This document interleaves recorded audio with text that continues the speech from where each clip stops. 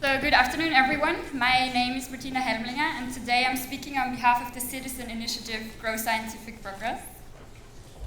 So we're a group of international students who have analyzed the EU's GMO regulatory framework, and we've come to the conclusion that actually we need an overhaul if we want to exploit the benefits that those novel plant breeding techniques bring about in the EU.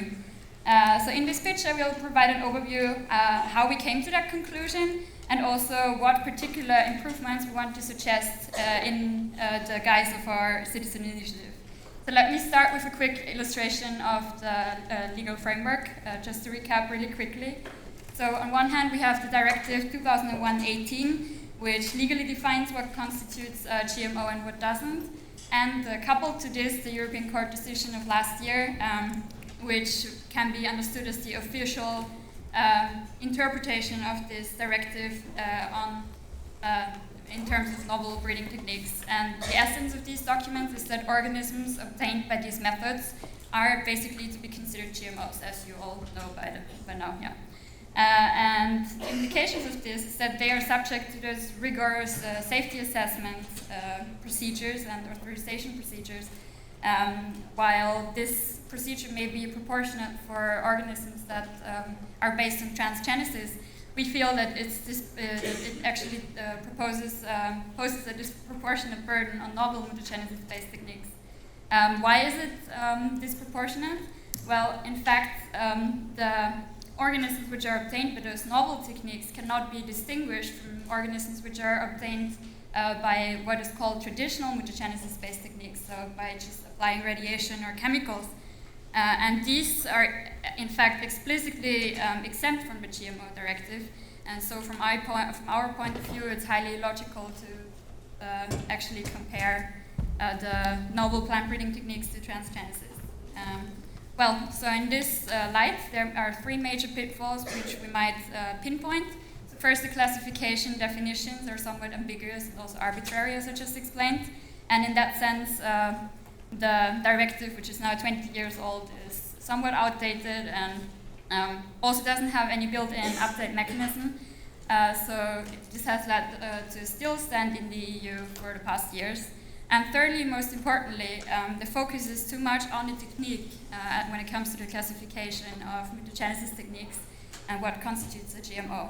So the consequence is that actually the use of novel plant breeding techniques has been stifled in the EU, which is a pity because we've heard of so many potential uses today that we might miss out if we just categorically exclude them from the broadened use.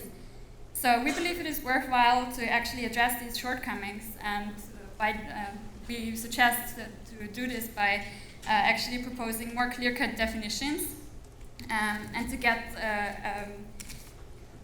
the approach that we want to take here is that we want to focus more on the product, on the end product, and less on the technique to get there. And I want to explain how we get there using a three-tiered approach. This will become clear with this slide. So on the left hand, you have the actual situation from now in this directive. So you have only the classification of GMOs, including novel plant breeding techniques products, and on the other hand, traditional techniques based on chemical and radiation, which are exempt from the directive. And we would like to shift this more to a three-tiered approach by including a new annex, Annex 1C, which is specifically targeted to products of novel mutagenesis techniques. Well, in this annex, we suggest that the organisms are first assessed on whether they use mutagenesis or not, and then in the second step, whether they also include foreign genetic material, and in the third stage, whether they have a significant similarity to already existing traits in the same species of plants in this case. Well, this would require the establishment of a reference database, but we believe that like this, we are able to provide a better risk assessment and a better risk management, which is more adapted to the product at question and also strikes a better balance between innovation and safety. So in fact, we have submitted this proposal to the Commission in the form of a European Citizen Initiative, and we are the proposal is currently under evaluation, but we're expecting the formal admittance by July 25th of this year. So I would warmly invite you to follow our progress in this stage, and also to follow the developments and the mentioning of this on the Commission website, and then maybe to support us, because to end with, I would like to also stress one really important point about this whole proposal.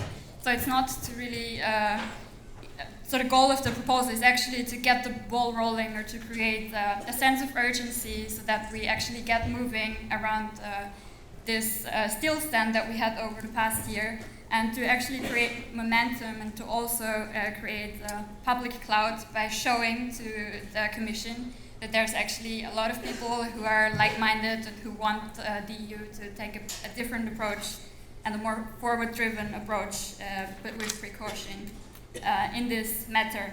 And yeah, as many of you will probably agree, this is essential if we really wish to exploit the benefits of those novel techniques, and to foster the growth of scientific progress in the future, in the long term. Thank you very much.